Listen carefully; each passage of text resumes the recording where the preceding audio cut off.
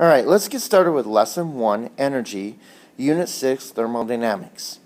In this lesson, we are going to look at the topic of thermodynamics as an introduction. We're also going to learn about temperature and what heat energy really is. This is a very important lecture to get you started with understanding the all-important ideas of thermodynamics. Thermodynamics is essential not only in chemistry, but in all sciences.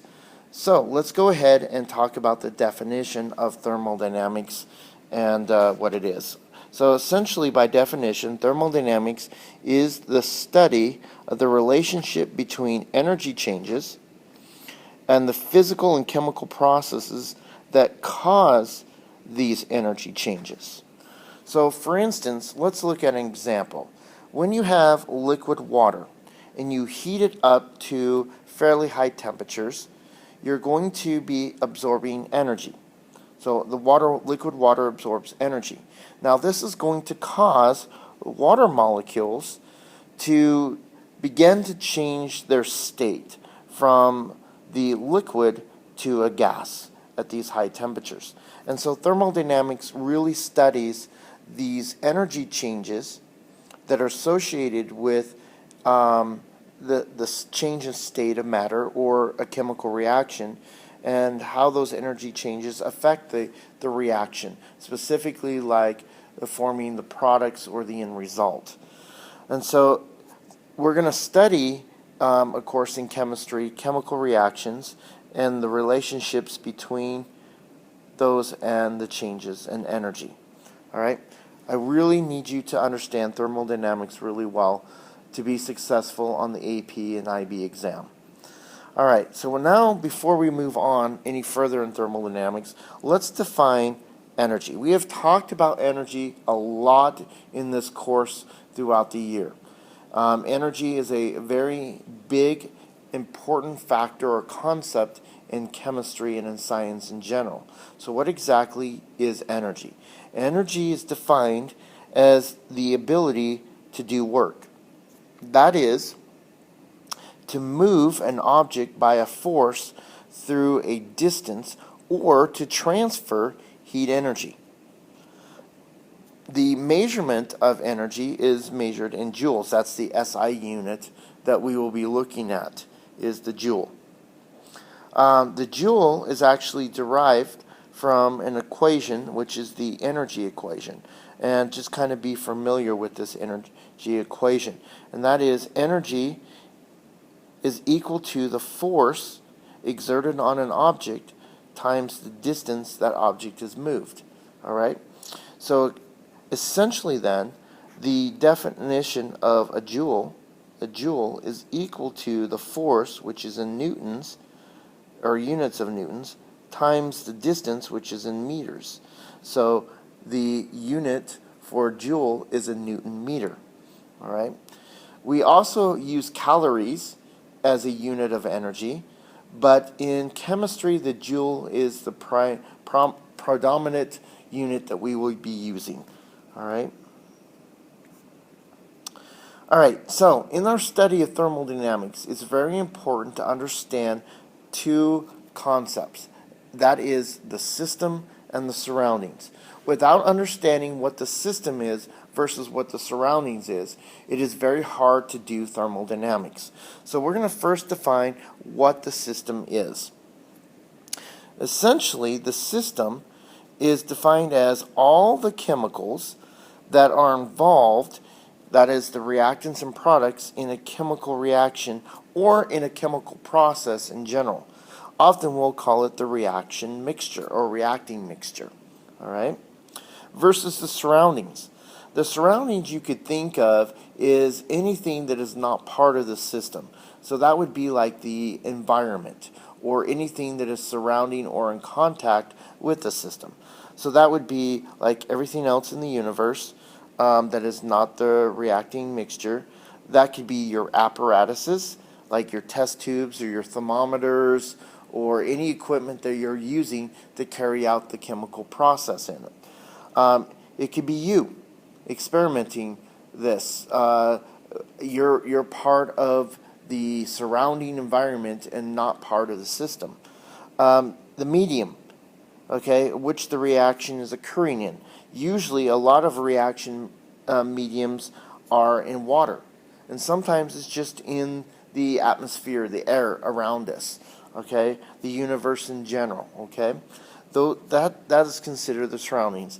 I think the best way to look at the system is whatever the reaction process is, the molecules or compounds that are involved in the reaction, or the physical change process. And the surroundings would be considered everything else in the environment around those molecules that are in the part of the process. All right. Oops. Went too far. Okay. Now that we understand the surroundings in the system, we're going to talk about internal energy. And specifically, internal energy of the system. So we're talking about the system. And that's where we're going to focus quite a bit on for the rest of this lecture video, is on the system itself. We need to understand the system in order to understand all of the implications of energy changes that are occurring during a chemical process. So the internal energy of the system means all the total amount of energy that the system has.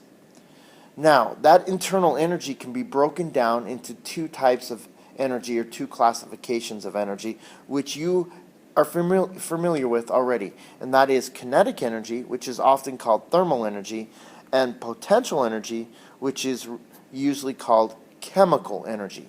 So if you hear the term chemical energy, they're really referring to potential energy. If we use the term thermal energy, then we're referring to kinetic energy. Okay? Now, what is kinetic energy? You know this. Kinetic energy deals with molecules that are in motion. So when we're looking at a system, we're referring to all of the particles, whether they're atoms, molecules, or compounds of that system, that in looking at their motion that's involved. And there are three types of motion that occurs that is consistent with kinetic energy, and that is translational motion, which is just molecules or particles moving in a straight line; rotational motion, which is molecules or particles spinning; and vibrational motion, which just there's a vibration of these particles that are moving up or down or side by side. Okay, so those are the types of kinetic energy in a system that creates the motion. Now let's go to potential energy, or chemical energy. Potential energy is energy that is being stored essentially in chemical bonds. That could be covalent, ionic, metallic bonds, and even intermolecular forces such as hydrogen bonding or dipole-dipole or dispersion forces. All of those types of bonds, whether they're intermolecular forces or the covalent, metallic, and ionic forces, those are all going to create potential energy.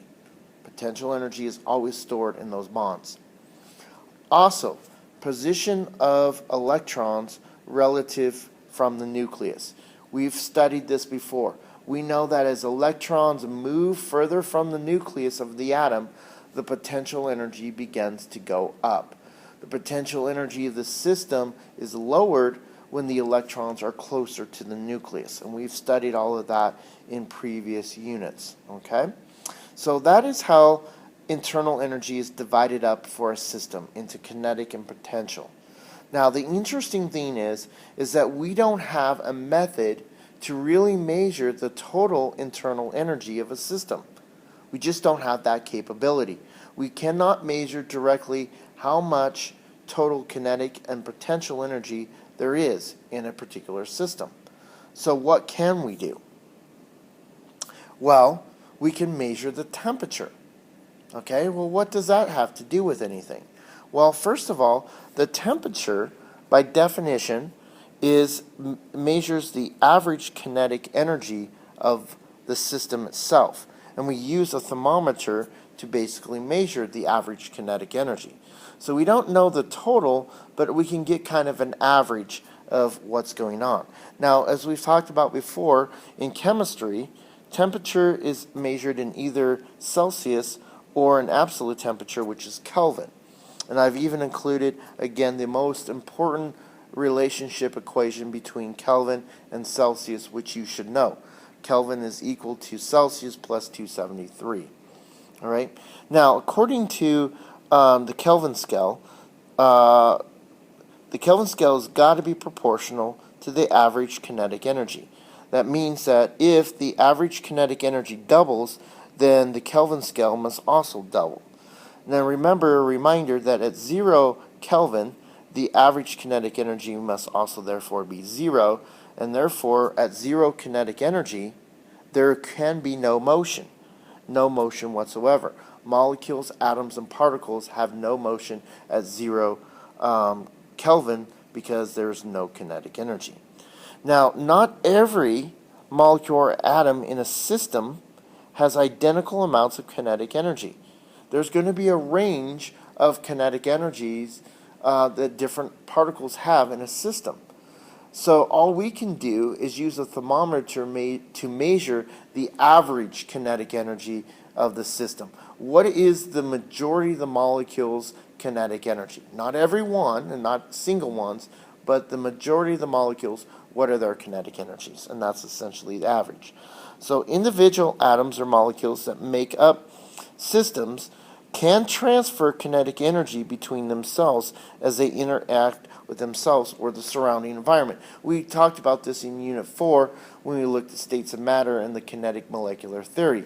And we learned that when particles collide with each other, there can be exchange of kinetic energy between those particles. So overall, the system's kinetic energy should be constant, all right?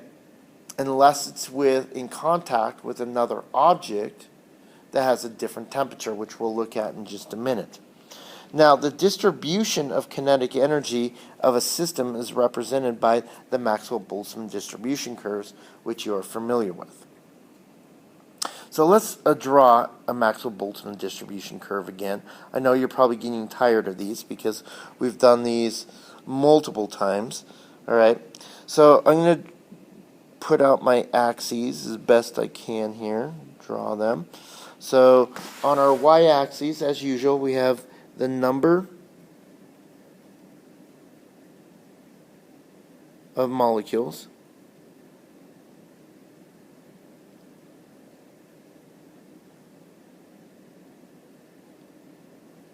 Okay, the number of molecules that represents our system. So we're looking at a single system here. On the x-axis, you know that we have kinetic energy.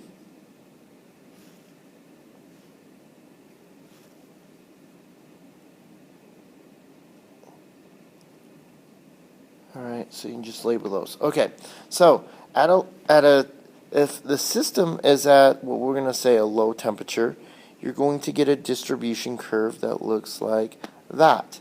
Okay, and we're going to label this as the low temperature. Now, the majority of the molecules is going to be represented by the maximum peak. So the maximum peak here is right there. And if we draw a line down to that, that's going to represent, this point here is going to be the average kinetic energy of our system. So this average kinetic energy of our system is going to be related to the absolute temperature in Kelvin. All right? So whatever that average kinetic energy is going to determine what our temperature is in Kelvin. All right? And again, this represents the majority of the molecules.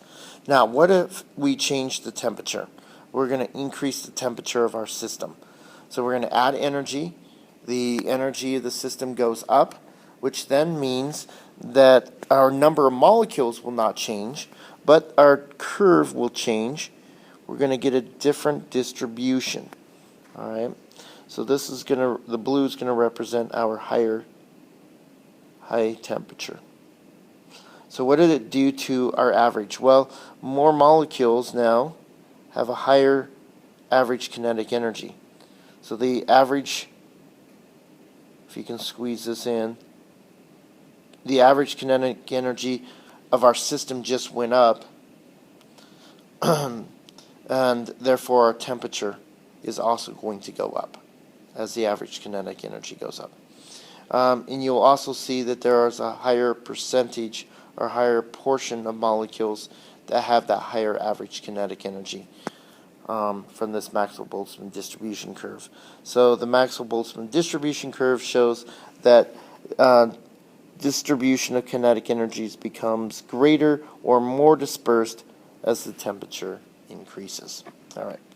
So there we go. Final thought on Maxwell-Boltzmann's distribution curves and thermodynamics. All right, so now let's get into a very important concept, heat energy. Now, heat energy is going to be crucial to our understanding of thermodynamics. We are often have a misunderstanding of what heat energy is. And so what I'd like to do is take some time to define heat energy for you and discuss the implications of it. First of all, heat energy, which is has a symbol of a lowercase q. And so you're going to see the lowercase q quite a bit when we talk about heat. Heat is defined now as the spontaneous flow of kinetic energy. All right, now when we talk about spontaneous really quick, the word spontaneous means that it's going to naturally happen. It's just going to do it. We don't have to do anything to make this work. It's just going to happen. Now, it could be a fast process. It could be a slow process. We don't know. All we know is that it's naturally going to occur. That's what spontaneous means. So, heat energy is defined as the spontaneous flow of kinetic energy, and also kinetic energy is thermal energy. So sometimes we use the word kinetic energy and thermal energy interchangeably with heat energy. But we got to be careful with that, because not all kinetic energy or thermal energy is heat energy. All right? So we got to distinguish that, okay? Heat energy is thermal energy. However, not all thermal energy is heat energy, and that's got to be something we have to consider. So again, heat energy is defined as the spontaneous flow of kinetic energy, thermal energy, from, and this is what's important, from an object at a higher temperature to one at a lower temperature. What that means is that we simply means that heat is a transfer of energy. So we're going to say heat, erase that, heat is a transfer of energy from either into a system or out of a system. Okay? And I think that's something important to look at there.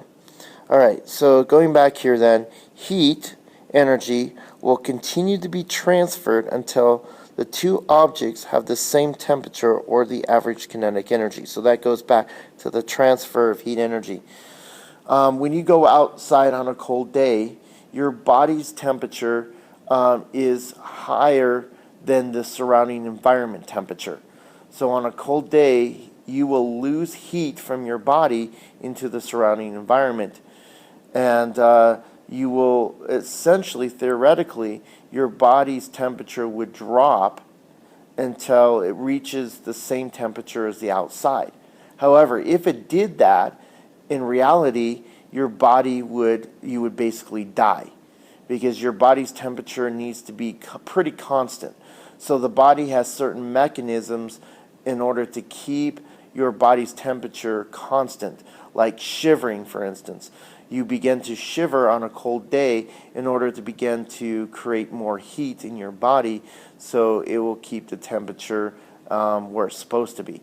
But if the body could not be able to do that, then you would lose enough heat energy that eventually your body's temperature would become equal to the outside temperature.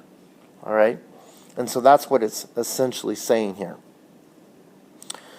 So let's kind of give some examples here using these boxes.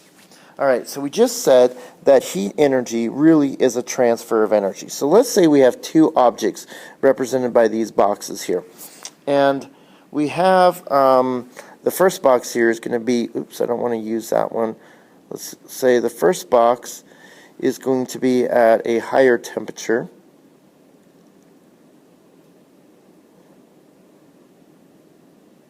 Than the second box. And so we're going to say this is the low temp.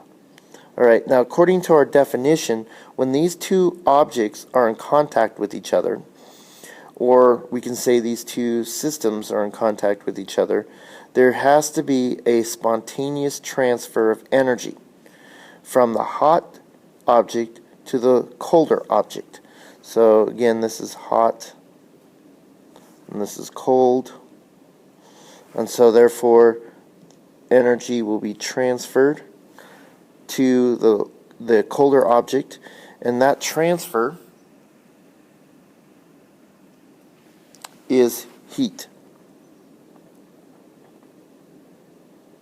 Alright, transfer is heat energy. Alright, going from hot to cold, and heat energy will always go from hot to cold. So again, what I want you to do is always think that heat energy is a transfer amount of energy. Okay? Alright, so let's go on and talk about what we call conventional signs with heat. Okay? Now, heat energy, which we know again is a small q, is transferred when it's transferred from the system to the surroundings. The total internal energy of the system is going to decrease. Alright, now this should make sense, because if the system is transferring heat out of it to the surroundings, then there's going to be a drop in energy of the system. And so therefore the drop in energy of the system should result in a smaller temperature, or in other words, the average kinetic energy should go down of the system. All right. Now when this happens, we use a conventional sign. It's actually a negative sign for heat. So Q would become negative. Now this doesn't mean that it's a negative amount of energy. It just means that the system is losing heat energy to the surrounding environment. So let's say we have this. Let's say the system here is this box, and it's at a high temperature. A higher temperature than the surroundings. So outside of the box is the surroundings, and it's going to be a low temp. Okay, so all our surroundings here is a low temperature compared to our system. If that's the case, then energy must leave the system into the surrounding environment in all directions. Alright, just like so. This would simply mean then that with the loss of heat, that we would indicate there's a negative sign here.